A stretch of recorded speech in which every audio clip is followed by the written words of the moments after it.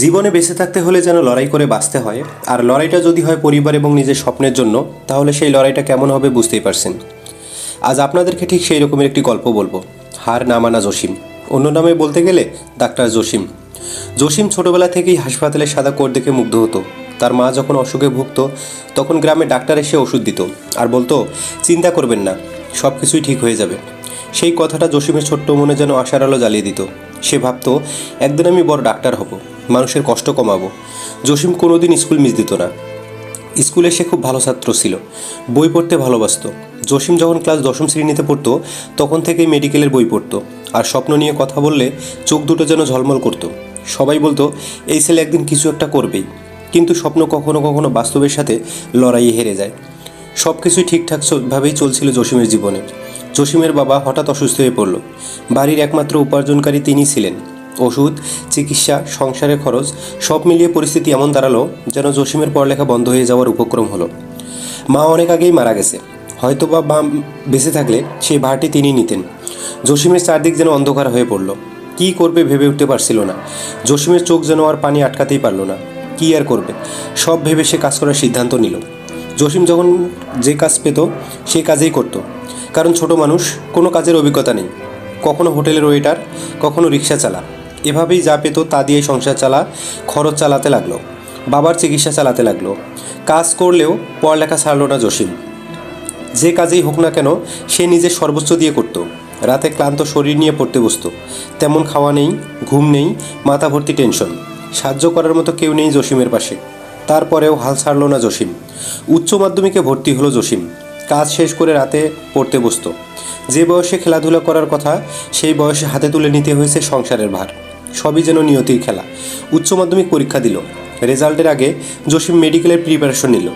একদিন কাজে যেত, আর একদিন করে পড়তো তার স্বপ্ন পূরণের জন্য। উচ্চ মাধ্যমিকে রেজাল্ট দিল, কিন্তু ভালো ফলাফল করতে পেল না জসিম। মেডিকেলের পরীক্ষা শুরু হলো। মেডিকেলের পরীক্ষা দিল, রেজাল্টের জন্য অপেক্ষা। রেজাল্ট হলো। রেজাল্ট দেখে জসিম যেন থ হয়ে মাটিতে বসে পড়ল। 4-5 মিনিট কোনো কথা নেই, জসিম মেডিকেলে চান্স পেল না। তাই সারা দুনিয়া যেন ঘুরছে জসিমের। জসিম মনে মনে ভাবল, তার এই আশা কখনোই পূরণ হবার নয়। জসিম আবার নার্সিংয়ে পরীক্ষা দিল। জসিম ফলাফল পেল, সে টিকে গেছে। জসিমের মাথায় যেন ডাক্তার হওয়ার স্বপ্ন অটুট ছিল। নার্সিংয়ের পাশাপাশি জসিম একটা সার্জারির বইও কিনল। সেই বই এমন করে মুখস্থ করে ফেলেছে যেন হঠাৎ করে কেউ যদি সার্জারি সম্পর্কে বলে, সে যেন পুরো বইয়ের হরহর করে বলে দিতে পারবে।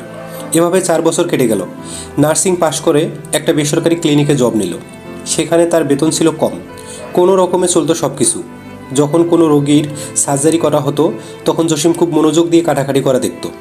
সেটা আবার বাড়িতে এসে বালিশে প্র্যাকটিস করত। জসিমের ক্লিনিকে একজন ডাক্তার ছিল, সে যেন জসিমকে সহ্যই করতে পেত না। ওনার নাম হলো আলবার্ট। কী কারণে সহ্য করতে পেত না তা জসিম নিজেও জানত না। জসিম আবার সবাইকেই সম্মান করত। হঠাৎ একদিন ক্লিনিকে এক রোগীকে নিয়ে আসা হলো হার্ট সার্জারি করার জন্য। সেই রোগীর রিপোর্ট দেখে সব ডাক্তার অবাক হয়ে গেল। সেটি ছিল জটিল। কেউ সার্জারি করতে সাহস পেল না। সবাই মিলে একটা মিটিং বসালো। সবার মতামত এক। সবাই বলল, রোগীকে অন্য ক্লিনিকে পাঠিয়ে দেওয়া হোক। জসিমও সেই মিটিংয়ে ছিল। জসিম আগেই রিপোর্ট দেখেছে। জসিম নম্র সুরে বলে উঠল, আমি সার্জারি করতে পাবো। জসিমের কথা শুনে সেখানকার সবাই হাসতে লাগলো। আর জসিমকে বলে উঠল, তুই তো একটা সামান্য নার্স। আলবার্ট তো ইতিমধ্যে অপমান করতে শুরু করেছে। সবার হাসিকে উপেক্ষা করে সে আবার খুব আত্মবিশ্বাসের সাথে বলে উঠল, আমি সার্জারি করতে পারবো। সেখানকার এক বড় ডাক্তার বলল, সত্যি কি তুমি পারবে? জসিম এবারও বলে উঠল, জি স্যার পারবো। বড় ডাক্তার জসিমকে বলল, জসিম শোনো, এটা কোনো খেলা নয়, এটা জীবনের খেলা।